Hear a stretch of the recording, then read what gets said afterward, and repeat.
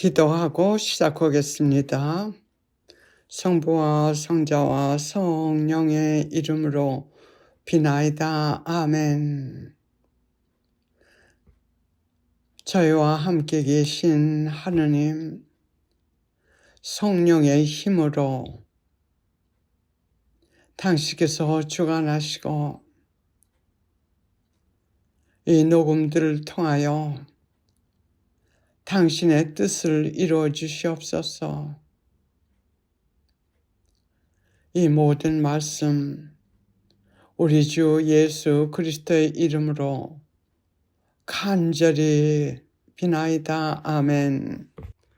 제가 이 녹음을 들으면서 이런 생각을 해봅니다. 저의 본당 그 좌석 바로 앞에는 작은 연필들이 있습니다. 그래서 공적으로 그 미사 도중에 무엇을 적어내야 돼, 미사 끝난 다음에 무엇을 적어내야 된다든지 할 때 사용하는 작은 연필입니다. 그 연필은 손가락만큼 길고 나무로 만들어졌고 어찌나 볼품이 없고 값어치가 없는지 아마 그것을 누가 땅에 떨어뜨린다 하더라도 집어갈 사람조차도 없을 정도로 참 초라한 작은 연필입니다. 그러나 그 연필로 그 연필을 사용하는 사람에 따라 가지고 참 좋은 작품을 쓸 수도 있고 중요한 메시지도 쓸 수 있고 그 열매가 다를 것입니다. 그러면 그 열매를 볼 때 우리가 연필을 자랑할지 그렇지 않을 것 같으면은 그 연필을 사용한 사람에게 그 열매 가치를 준다든지 이런 것을 저 혼자 생각을 해봅니다. 그럴 때 그 연필은 아무것도 할 수 없습니다. 다만 어떤 사람이 그 연필을 쥐고 무엇을 만들어낼 때 그 훌륭한 작품들이 나올 수도 있는 것입니다. 그래서 이 녹음을 들으면서 제 이름 박엘리자벳이라고 하는 이름이 수차로 나오는데 제가 듣기에 한편으로는 좀 민구스럽습니다. 왜냐하면 많은 기적들을 체험한 그 사람들이 하나님께 감사, 찬미 드리면서 더 확실히 깨달을 수 있게끔 하기 위해서 우선 제가 이 말씀을 드리는 것입니다. 그것은 어떤 좋은 기적이고 치유고 그것은 박엘리자벳이 한 게 아니라 박엘리자벳은 그 작은 초라한 보잘것없는 연필에 불과합니다. 그 연필을 쥐시고 역사하신 분은 바로 하느님이십니다. 그것을 여러분들에게 전하고 싶어요. 비록 저를 하나의 도구로 사용을 하셔가지고 우리가 상상할 수 없었던 참 들어보지 못했던 여러 가지 기적을 행하셨지만 그 기적을 행하시고 치유하시는 분은 하느님이시고 모든 감사 그리고 찬미 그것은 여러분들을 지극히 사랑하셔가지고 저같이 초라하고 보잘것없는 당신의 도구를 사용하셔가지고 당신의 사랑을 여러분들에게 쏟으시고 그리고 역사하신 것입니다. 그래서 모든 그 영광 찬미 하나님께 드리고 그만큼 하나님께서 여러분들을 어떤 상황에 있든지 어떤 어려움이 있든지 우리가 하나님께 마음만 돌리면 그렇게 애절하게 온 정성 사랑을 모두 쏟으셔가지고 우리를 도와주실 뿐만이 아니라 그 방법은 바로 하나님께서 얼마나 우리를 사랑하고 계시고 계시다는 그 사랑의 역사심을 여러분들에게 말씀드리고 싶고요. 그리고 이 테이프를 옛날에 우리가 이 기적을 체험한 것이 1981년서부터입니다. 그래서 그때는 우리가 테이프에 다 녹음들을 했어요.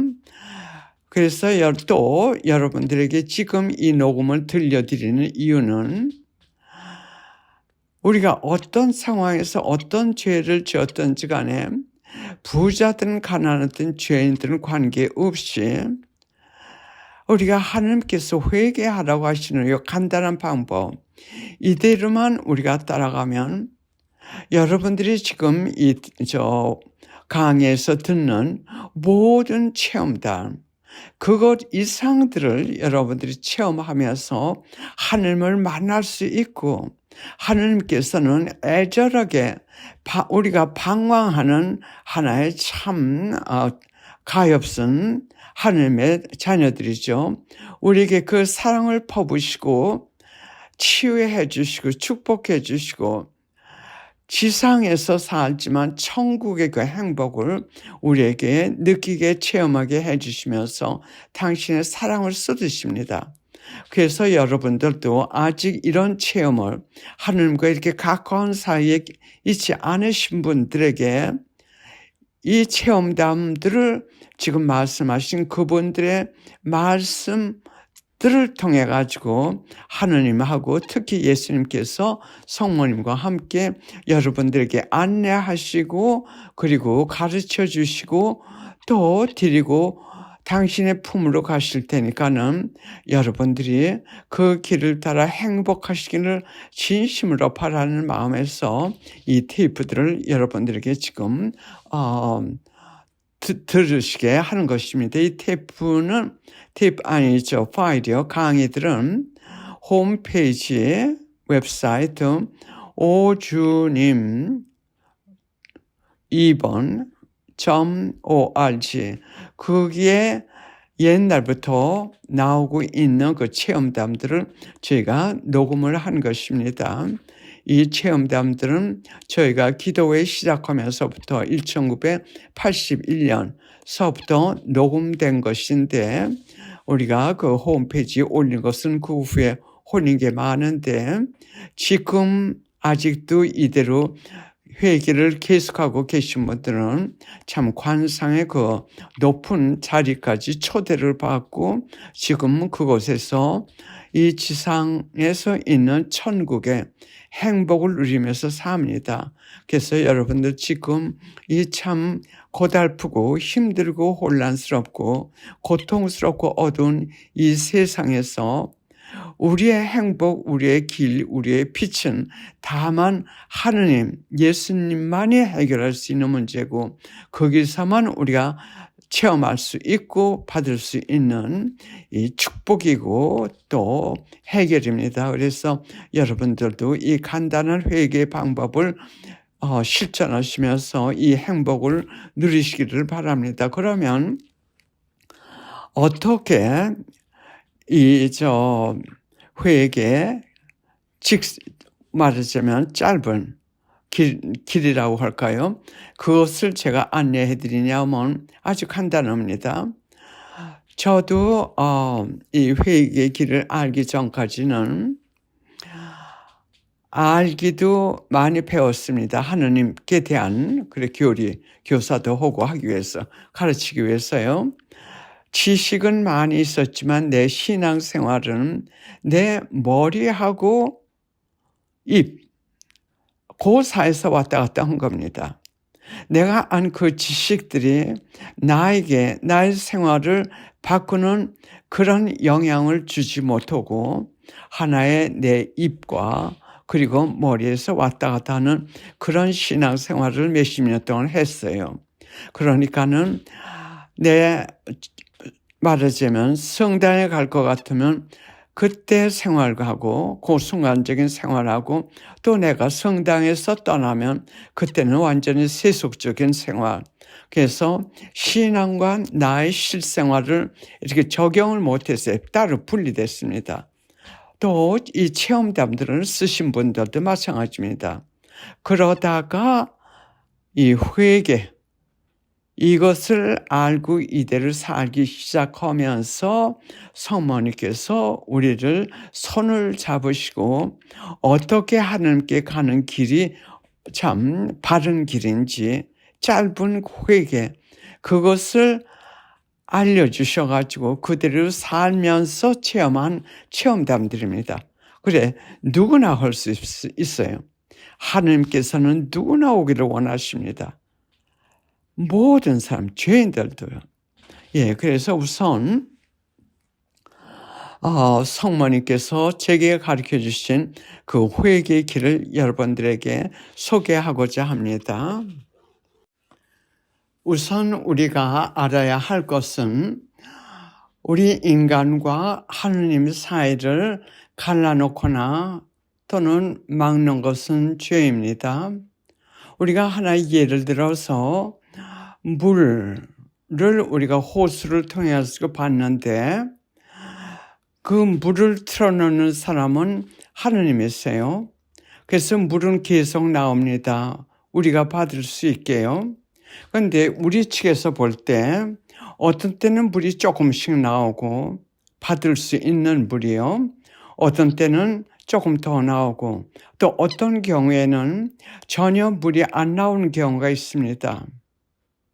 그러면 하느님께서 그 물을 완전히 다 틀어놓으셨는데도 우리가 받지 못하는 이유는 무엇인가? 그것은 그 호수를 막고 있는 모래나 돌덩어리들입니다. 그 호수를 막고 있는 돌덩어리 또는 모래알 등등의 죄들인데 이것이 그 호수를 중간에 꽉 막고 있으면 하나님께서 아무리 물을 틀어놓으셔도 우리 측에 받는 사람은 물을 받지 못합니다. 또 어느 경우는 조금 받고요. 어떤 경우는 조금 더 받고요. 그래서 우리가 기도를 아무리 해도 매일 미사를 가고 영성체를 매일 하다시피 하고 고백상사를 매주 한다 해도 그래도 우리의 기도의 응답이 전혀 없는 경우가 있습니다. 물론 그 기도의 응답은 즉시 우리 뜻대로 한 그 기도의 응답이 즉시 하나님께서 허락해 주시지는 않습니다. 거기에는 여러 가지 조건이 있죠. 하나님 뜻의 테두리 안에 있어야 되고 또 우리가 바른 자세로 깨끗한 양심으로 하나님께서 원하시는 방법대로 기도를 했는지 또는 어떤 경우에는 그 기도의 응답을 기다려야 될 때가 있습니다. 하나님께서 우리의 기도를 들어주시기 위해서 그 환경이나 여러 가지 여건을 역사하셔야 되기 때문에 그것이 어떤 때는 몇 년도 걸리고 어떤 때는 몇 달도 걸리고 등등 해서 하나님께서 그 기도의 응답 우리가 원하는 그대로 응답해 주신 데는 그 여러 가지 이유가 있고 또 어떤 것은 안 들어주시는 경우도 있습니다. 그러나 대체적으로 그 호수에 있는 오물들, 말하자면 돌이나 자갈이나 모래들을 그것을 그것을 꺼내낼수록 하나님께서 우리에게 기도의 응답뿐만이 아니라 하나님에 대한 여러 가지 체험을 주시게 됩니다. 그래서 우리가 제일 먼저 해야 될 것은 죄를 우리가 제거해야 됩니다. 왜냐하면 죄라는 것은 사탄에게 속한 것이고 사탄에서 나오는 것입니다. 그러면 사탄은 하느님의 적입니다. 또 이 사탄은 이 하느님의 귀한 자녀들을 파멸로 이끌고 가기 위해서 여러 가지 유혹, 또 죄를 범하게끔 만드는 하느님의 적입니다. 물론 그 사탄 또는 마귀들도 또 모두 하느님의 그 명 안에서 움직이지만서도 그래서 우리가 결정을 해야 됩니다. 우리가 아직도 참 사탄 밑에서 죄를 범하면서 사느냐 아니면 이제 그들을 완전히 끊어버리고 내 아버지, 천상의 아버지, 천상의 어머니신 하느님께 가느냐. 이 마음부터 우리가 결정을 해야 돼요.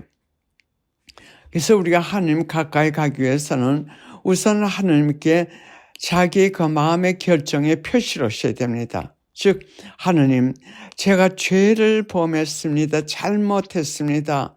이제는 죄를 끊고 당신께 가기를 원합니다. 도와주십시오. 용서해 주십시오. 이런 표현으로 하느님께 자기의 잘못을 뉘우치고 자기의 죄를 용서해 주시기를 용서를 청해야 하는 것이 첫째 조건입니다. 하느님 가까이 가고 또 하느님께서 우리의 기도를 들어주시게끔 하기 위해서 우리가 제일 먼저 해야 될 것이 죄를 끊을 결심을 하고 하느님께 그동안 우리가 하느님의 적의 편에서 죄를 범하면서 하느님께 드린 모든 모욕, 모든 죄 용서해 주십시오 하고 그 다음에는 죄를 끊는 작업을 해야 됩니다. 그러면 죄가 무엇인가? 죄는 많습니다. 여러 가지가 있는데 우선 10계명 하느님께서 10가지의 가장 중대한 계명, 법칙을 주셨습니다. 인류에게 모세를 통해서 이것을 지키지 않으면 즉 이것을 10계명을 지키지 않으면 우리는 하느님과의 관계가 완전히 끊어질 수 있는 대죄를 짓는 경우도 될 수 있고 죄를 범한다고 말씀하셨습니다. 우리가 큰 죄를 범할 때 하느님께 용서를 청하지 않고 용서를 받지 않으면 하느님과의 관계가 완전히 끊어집니다. 그 뜻은 뭐냐면 우리가 하느님을 완전히 배신하고 사탄, 악마의 그쪽에 붙어가지고 그들이 사는 법, 즉 죄를 범하는 그대로 사는 그것을 선택했기 때문에 하느님과의 관계는 완전히 끊어지는 거예요. 이것이 대죄입니다. 그래서 우선 이 10계명을 여러분들에게 제가 읽어드리겠어요. 그리고 이것을 하나하나를 점검해 보세요.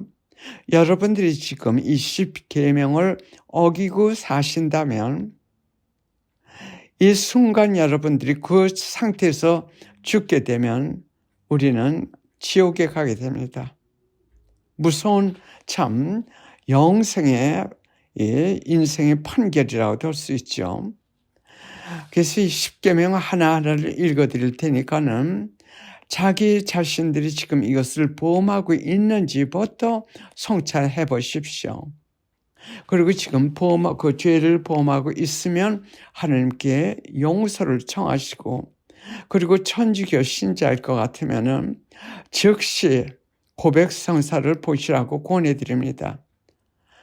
그 다음에 기도하셔야지 이 과정이 없이 하느님께 용서를 청하지 않고 하느님의 적인 사탄과 함께 살면서 죄를 계속 보면서 하느님께 어떤 도움을 청한다는 것은 이것은 우리가 상식적으로 하느님의 그 기도의 응답을 받지 못하는 이유가 그것이라는 것을 알 수 있습니다. 그러면 첫째 계명은 이 계명 말씀드리기 전에 천주교 신자가 아닌 경우에는 어떻게 죄 용서를 받느냐. 제가 말씀드리고 싶은 것은 천주교 신자인데도 고백성사를 보지 못하는 사람들이나 또는 천주교 신자가 아닌 사람들은 우선 하느님께 진심으로 뉘우치고 용서를 청하시고 그 다음에 하느님 자비의 기도, 천주교 신자들에게 물어보세요. 하느님의 자비의 기도가 뭐고 또 구글 인터넷에 들어가실 것 같으면 하느님의 자비의 기도가 거기에 나옵니다. 그것은 하느님께서 바로 이 시대를 위해서 파우스티나 성녀를 통해서 주신 기도입니다. 그것을 매일 하시라고 권해드리고 싶어요. 우리는 매일 몇십 단씩 합니다. 그것이 하느님께 죄의 용서를 청하고 또 보석을 바치는 아주 위대한 기도입니다. 그래서 우선 그것을 하시고 그 다음에는 우리 그 홈페이지 그게 자료들이 많이 있어요. 주로 그 회개하고 또 성화되고 하는 그 재료들이 많이 있기 때문에 그것을 참고하시라고 말씀드리고 싶습니다. 저희 그 홈페이지 주소를 자세히 말씀드리겠습니다. 영어로 ojunim.org입니다. 거기에 갈 것 같으면 어떻게 회개하고 하나님 자비의 기도가 왜 필요하고 등등이 있습니다. 시간 관계로 제가 지금 여기서는 말씀드리지 못합니다. 그러면 10계명으로 가겠습니다. 하나님께서 인류에게 주신 아주 중대한 법칙들이에요. 이것을 어기면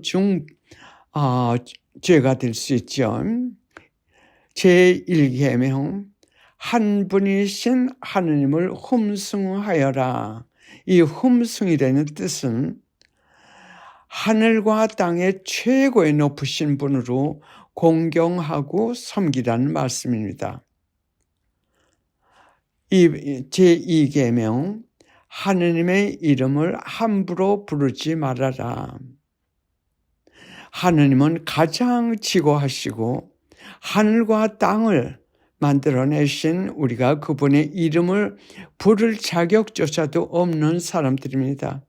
그래서 이분의 이름을 함부로 부르지 말아라. 제3계명은 주의를 거룩하게 지내라. 그리스도 신자들은 그래서 성당이나 또는 교회에 나갑니다. 주일을요. 왜냐하면 이날은 하나님께 주신 여러 가지 자비와 은총들에 감사드리면서 그분을 향해 가지고 그분과 함께 사는 하루가 되는 날입니다. 그 다음에 4계명 부모에게 효도하여라. 인간에게 주신 계명 중 가장 처음 주시는 이 중대한 하나님의 계명입니다. 부모에게 효도하여라. 시부모이든 또는 친정부모이든 우리는 효도할 의무가 있습니다. 왜냐하면 친정부모임은 우리 친정부모님들이기 때문에, 그리고 시부모님들은 우리 남편의 부모님들이기 때문에 이 부모에게 효도하라는 양쪽 부모에게 적용이 됩니다. 제5계명, 5계명은 사람을 죽이지 말아라. 여기에는 여러 가지가 해당됩니다. 이 생명은 하나님께서 창조하셨고 하나님이 주인이십니다. 우리를 이 지상에서 데리고 가시는 분도 하나님만이 권한을 가지고 계십니다. 그래서 우리가 자살을 한다 하더라도 이것은 사람을 죽이는 죄가 됩니다. 또 낙태도 하나님께서 생명을 주셔가지고 모태에서 자라고 있는데 그 사람을 생명을 죽인 중죄가 됩니다. 지금 하나님 아버지께서 아주 심각하게 말씀드리세요. 이 낙태가 얼마나 무서운 죄라는 거. 아직 세상에서 하나님께서 창조하신 후 아직 세상에 나오지도 않은 이 무력한 아기를 살인하는 거죠. 그래서 사람을 죽이지 말아라. 이 계명에는 이것도 당연히 들어간다고 하십니다. 그 다음에 6계명 간음하지 말아라. 이 간음은 결혼하는 사람이 마음으로 다른 사람을 참 마음에 든다 하더라도 이미 마음으로 이 죄를 범한 게 됩니다. 또 제7계명 도둑질을 하지 말아라. 참 중대한 일입니다. 사기 등등, 사기 여러 가지 거짓 서류등 이것이 바로 도둑질입니다. 이것이 7계명의 하나예요. 하나님께서 주신 참 중대한 이 법칙의 하나입니다. 도둑질하지 말아라. 8계명 거짓 증언을 하지 말아라. 거짓말을 하지 말라고 하신 말씀이에요. 이것에 대해서도 나중에 상세히 말씀드리겠습니다. 그 다음에 9계명 남의 아내를 탐내지 말아라. 결혼한 다른 여자, 남의 아내를 마음속으로 좋아한다 하더라도 이것도 죄입니다. 이것을 얼마큼 참 좋아서 어떤 행동으로 옮겼다든지 하면 더 심각한 죄가 되죠. 그 다음에 10계명 남의 재물을 탐내지 말아라. 이거 탐내는 것뿐만 아니라 마음으로 원하는 겁니다. 원하지도 말라고 하신 겁니다. 그래서 우선 오늘은 이만큼만 하고 죄 중에 가장 중대한 이 10계명 중에 어떤 하나라도 지금 범한 상태에 있으면서 성당에 가가지고 고백 성사를 한다든지 어떤 성사를 본다든지 또는 성체를 모신다든지 하면 이런 것이 빤히 이런 죄를 보고 또 알고 계신 하느님을 속이는 모령 죄가 됩니다. 모령 성체, 모령 고해. 그러면 대죄를 더 한 번 지는 겁니다. 그러니까 성체 모실 때마다 그 죄를 범하게 돼요. 그래서 우리가 성당에 매일 나가고 뭐 성체를 모시고 고백 성사를 하고 뭐 봉사를 하고 그게 중요한 게 아니래요. 우선 나와 하느님과의 그 사이 이 호수에 들어있는 게 오물들 말하자면 자갈이고 돌이고 이것부터 꺼내내야만 하나님과 우리와의 교류도 될 수 있고 또 통화도 될 수 있고 그렇지 그것 때문에 우리가 이 기도가 하나님께서 안 들어주시는 것뿐만 아니라 이런 모령성체 이런 걸 할 때는 더 죄가 더 증가되는 겁니다. 그래서 이만큼 죄는 우리와 하나님 사이를 갈라놓고 우리를 죽음으로 영생의 죽음으로 이끌고 가는 것이 바로 이 죄입니다. 그래서 하나님과 제일 먼저 만나기 위해서 가까워지기 위해서는 우리가 회개부터 해야 된다는 거. 이상으로 고치겠습니다. 기도하고 마치겠습니다. 성부와 성자와 성령의 이름으로 비나이다. 아멘. 사모님, 이 강의를 듣는 모든 이들을 당신께 온전히 맡깁니다. 저희를 인도해 주시고 안내해 주시고 그리고 보호해 주시고 모든 도움을 주셨던 그 사랑으로 이 사람들에게도 회개할 수 있는 길, 당신께서 발명하신 그 길을 가르쳐 주시옵소서. 하나님의 뜻이 이 강의를 통해서 온전히 이루어지심으로써 이들에게는 큰 하나님의 사랑과 자비를 체험케 해 주시옵소서. 이 모든 말씀 우리 주 예수 그리스도의 이름으로 간절히 기도드리옵나이다. 아멘. 지금 강의한 중에 교정할 것이 2개가 있습니다. 하나는 제가 이 파일을 녹음했다고 했는데 제가 녹음을 한 것이 아니라 이 녹음 과정을 준비한 것뿐입니다. 그 다음에 2번째로는 10계명을 어기고 대죄 상태에서 성사를 받으면 예를 들어서 성체를 모신다든지 또는 고백 성사를 한다든지 하면 그것이 모령고해나 모령성체가 된다고 말씀드렸습니다. 여기서 모령고해라고 하는 것을 제가 좀 설명드리고 싶습니다. 제가 말씀드리고자 한 것은 자기가 그 10계명을 어기고 대죄 중에 있는 것은 고백을 하지 않고 그리고 다른 것을 고백을 할 것 같으면 그것이 모령고해가 됩니다. 즉 성령을 모독하는 죄가 돼요. 왜냐하면 하나님께서는 우리가 죄 지은 것을 다 알고 계신데 다만 사죄만이 모르시는 거죠. 우리가 그것을 하나님을 속이고 그것은 고백성사를 보지 않는 경우에는 그 대죄 상태에 있기 때문에 우리와 하나님 사이의 관계는 완전히 끊긴 상태입니다. 그래서 그 상태에서 고백성사를 보면 모령고해가 된다는 말씀을 드리고자 한 것입니다. 그렇지 않고 자기가 그 십계명을 지키지 않아가지고 대죄 상태에 있을 때 그것을 고백성사를 볼 것 같으면 그거는 아주 좋은 고백성사이죠. 즉 하나님께 용서를 청하는 고백성사인데 그것은 감춰두고 다른 것만 고백할 때, 고백성사를 볼 때 그것이 모령고해 성사가 된다는 뜻입니다. 감사합니다.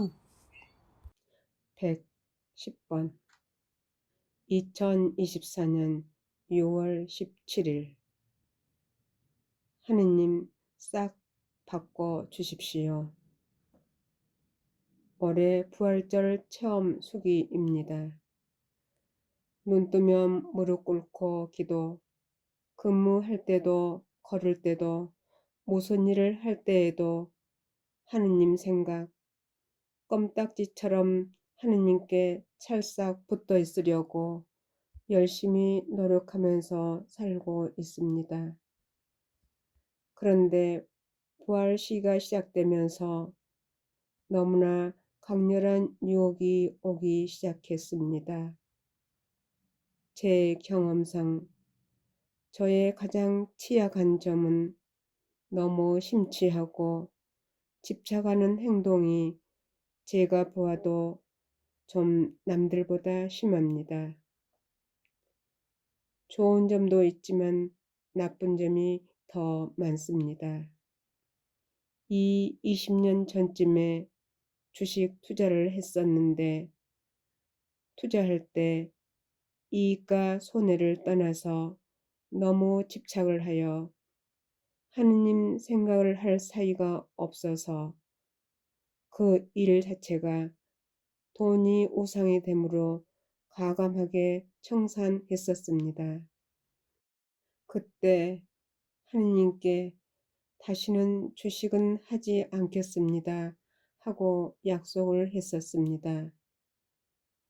그런데 어찌된 일인지 휴면하고 있던 유혹이 너무 강하게 밀려왔습니다. 이 정도야 견딜 만한 내공이 쌓여 있으니 하고 자신하고 있었습니다. 그런데 주식 차트에 빨간 그래프 불기둥이 머릿속에서 맴맴 돌았습니다. 그래서 성령님께 어떻게 해야 할지 몰라 기도드렸습니다. 대답이 없으셨습니다. 느낌도 없었습니다. 아침, 저녁 기도할 때 촛불을 켜고 무릎을 꿇으면 주식 투자는 안 돼.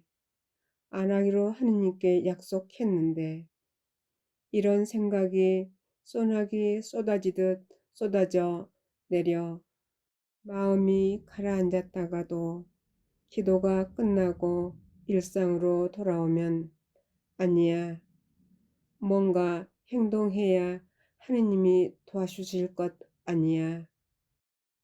뭐든 해봐야지 뭐 이러면서 2주간을 비몽사몽 지냈습니다. 주식에 대한 유혹이 너무 불타듯 강렬하여 도저히 배겨낼 수가 없었습니다. 주식 차트의 빨간 불기둥이 머릿속에 빙빙 돌아 잠도 오질 않고 스스로 모든 걸 깨우친 양 투자의 기제처럼 생각이 들었고 마음이 통제가 되지 않아 주식을 살 수밖에 없었다. 이런 경험은 처음이었습니다. 너무나 강렬한 유혹이었습니다. 어떻게 스스로 제어할 수가 없었습니다. 결국 애증권 계좌를 다시 살리고 입금 후 주식을 구매했었습니다. 이건 아닌데 하고 다시 팔고 또 사고 또 팔고 사고를 세네 번 했습니다. 저녁에 촛불을 켜고 무릎을 꿇으면 뭔가 잘못되어 가고 있어 하면서도 그러다 낮에 생활할 때는 아니야, 다시 사야지 하는 생각과 저녁 때 무릎을 꿇으면 다시 팔아야지, 내가 지금 뭘 하고 있지 하는 행동들이 2주간 계속 반복되었습니다. 그 아중에 꿈을 꾸었는데 잔잔하고 평온한 바다에 들어가 뒤로 누워 수영을 하고 있었는데 바닷가 분위기가 너무나 편안하고 평안한 상태였습니다. 그런데 갑자기 물밑에서 검고 흉악하게 생긴 검은 덩어리가 저를 휙 잡아당겨 물속으로 끌고 들어갔습니다. 숨이 막혀 깨깨거리고 질식하여 저는 답답함으로 죽어가고 있었습니다. 마치 무엇을 암시하듯 경고하듯이 말입니다. 주식을 정리했습니다. 저녁에 무릎을 꿇고 앉았습니다. 하느님과의 약속을 어겼으니 자신이 너무나도 부끄럽고 슬프고 안타깝고 그간 쌓아온 스스로의 믿음이 다 무너지는 듯한 고통과 슬픔이 한꺼번에 밀려와 죽을 것만 같았습니다.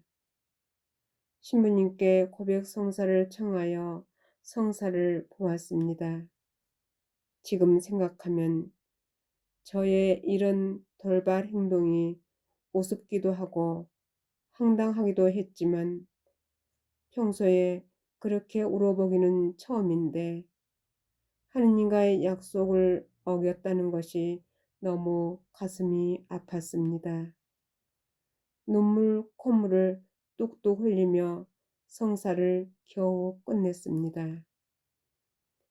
제 스스로 하느님께 한 약속을 어겼음을 한탄하며 저의 부족함을 고백하였습니다.